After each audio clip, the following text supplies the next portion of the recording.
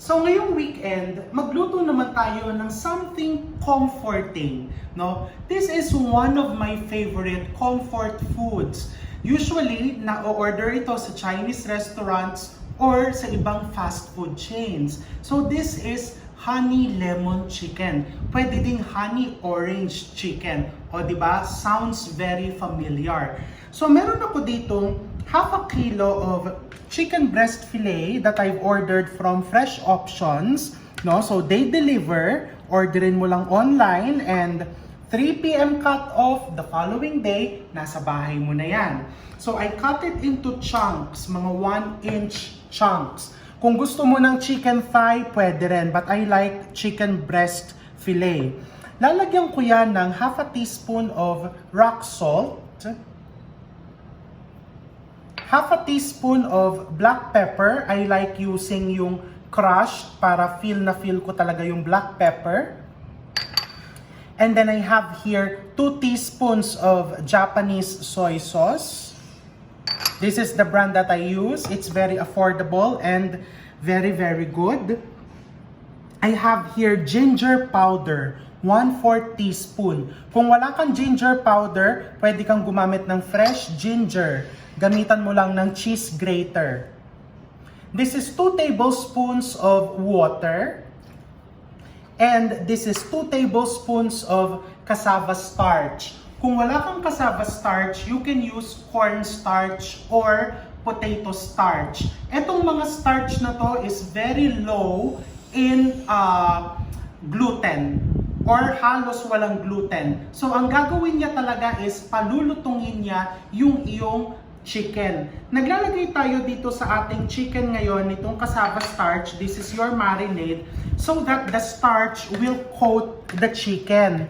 No? Pag kinoat nung starch yung chicken, ang gagawin yan, it helps seal the moisture in your chicken and also tutulong yan na pakapitin yung iyong starch na gagamitin mo to dredge bago ka magprito. No? So, mas maganda, ibabad mo to ng 30 minutes. But if you don't have the 30 minutes, go ka na. I have here more cassava starch. Pwede ulit ang corn starch or potato starch. Maglalagay ako pa isa-isa ng chicken.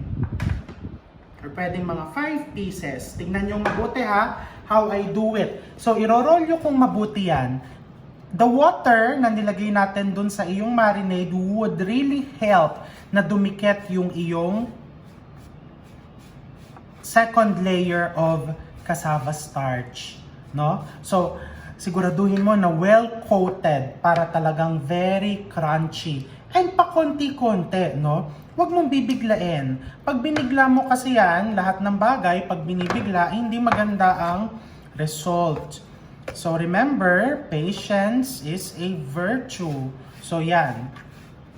And then, punta na tayo sa ating mantika. I'm using here plain canola oil. Pwede kang gumamit ng kahit na anong klaseng mantika. Huwag lang mga flavored oils like olive oil or sesame oil, no? So, the oil has to be approximately 350 degrees Fahrenheit. Ay, paano naman yan kung wala kaming thermometer sa bahay? You have 2 ways to check it. First, kuha ka ng konting flour and then ilapit natin ng konti sa oil. Iwisik mong ganyan. When you see it bubbling, go for it. Kung takot ka, you can get a wooden spoon or a wooden thong, ilubog mo, and pag nakita mong bumula na yan, nakikita mo, di ba, bumubula, it means that your oil is ready. This is something na hindi mo talaga pwedeng madaliin.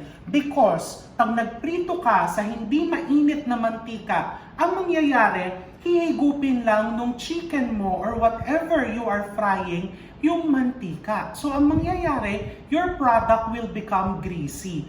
Kailangan, mainit din yung mantika mo so that, panoorin nyo, pag nilubog ko yung chicken, see, paisa-isa lang yung lagay ko, di ba? Pag nilubog ko, magkakaroon ng tinatawag mong temperature shock.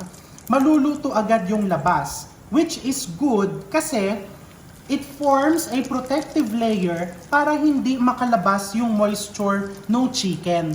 Pag kasi lumabas yung moisture ng chicken mo, dyan mangyayari yung nagpipilansikan, yung naririnig mo tuk-tuk-tuk, pumipilansik yung mantika. Kasi nga, lumabas yung moisture galing dun sa karne because the oil is not yet very hot. So you see, it's very nice, di ba? Mainit na mainit yung oil natin. You will fry it until it's golden brown.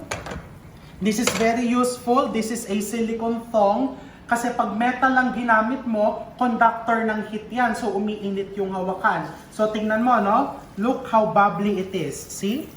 Ganyan yung gusto mo, di ba? Ang ganda. Very crunchy. You will fry it until it's golden brown. Mabilis lang yan kasi chicken breast yan. Mga less than 5 minutes. 5 to 7 minutes, ganon, to be sure, until golden brown. And then, tatapusin kong iprito lahat yan. Isusunod natin yung paggawa ng sauce. So ngayon, ready na tayong gawin naman yung ating lemon honey sauce. It's very easy. First, you need 2 tablespoons of salted butter. Ilagay mo sa iyong kawali. 2 tablespoons of salted butter. And then with that, kailangan mo ng mga 1/3 cup of good honey. I like this because I remember every time may manggagaling sa Dubai, ganitong brand yung pasalubong nila. And I'm very happy to see it at SM Supermarket. So mga 1/3 cup of honey.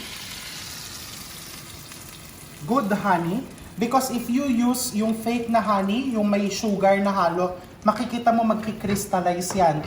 Magbubuo-buo. And this is 1/4 cup of lemon juice. You can use calamansi juice or you can even use orange juice.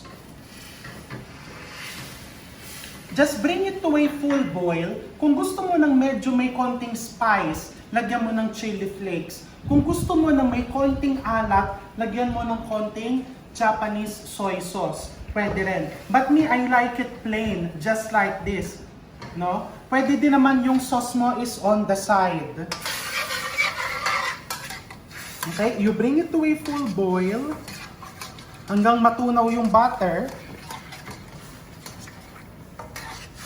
This is the chicken na pinrito natin. Makikita mo, pag tama ang iyong pagprito, even if you're using parts like chicken breast, moist pa din. Because remember, don't forget the tips that I gave you on how to seal the moisture.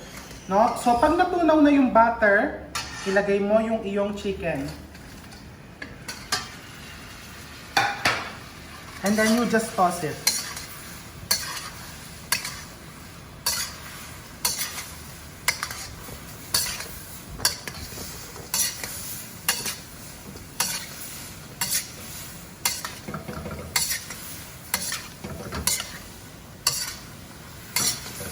Okay? Gagawin mo to pag ready to serve na.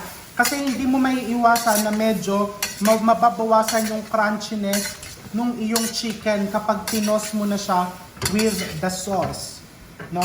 And then, syempre para talagang Chinese restaurant, we put it on a platter. Oh, ang sarap ng amoy.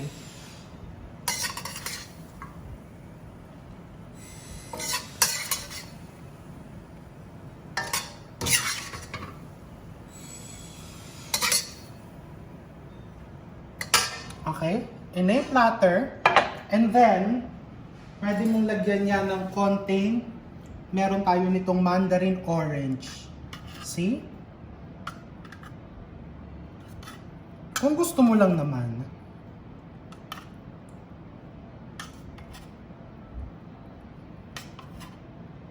And then for added savory flavor, you can put garlic. Siyempre, hindi ako papayag na walang kapartner yan. Paano mo kakainin yan? So, isusunod natin is fried rice. So, to make the fried rice, maglagay ka ng konting mantika. I'm using olive oil. Sa iyong kawali. Eggs. This is 3 pieces of eggs na aking in-scramble. konting corn, konting green peas. Hindi na ako maglalagay ng meat because meaty na yung ating ulam. And then, rice. So, ang pinaka-seasoning na ilalagay ko dito is Japanese soy sauce. Pwede ka din gumamit ng oyster sauce because this is inspired by one of my favorite Chinese fast food chains, Panda Express. Di ba yung fried rice nila is kulay brown? Okay, Japanese soy sauce.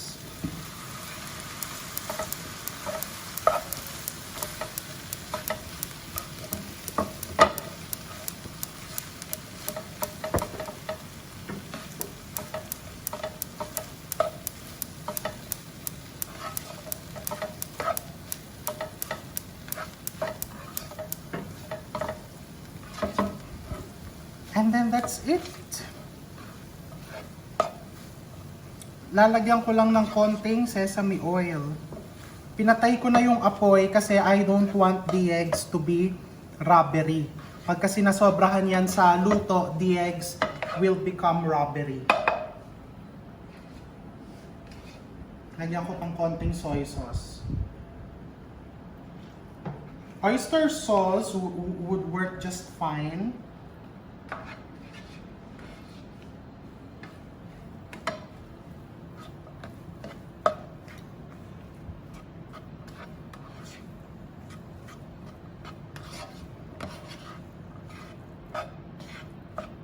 Okay. Meron akong niluto kaninang ganyan. Mas maganda to kasi yung kanin nito is yung malamig na. Ito kasi is bagong saing. Di ba? When you're making fried rice, you always use yung medyo luma na malamig-lamig na kanin. Sesame oil, just a splash. And then why don't we try it? I always partner it with this chili garlic sauce.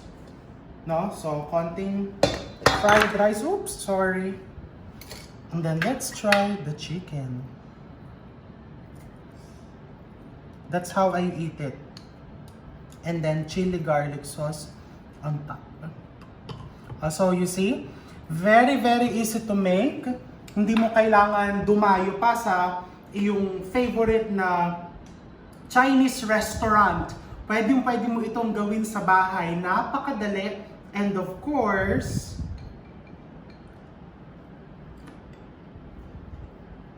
masarap. So, umorder ka na or mamili ka na ng ingredients. And I look forward to seeing your creations this weekend. Happy weekend and take care.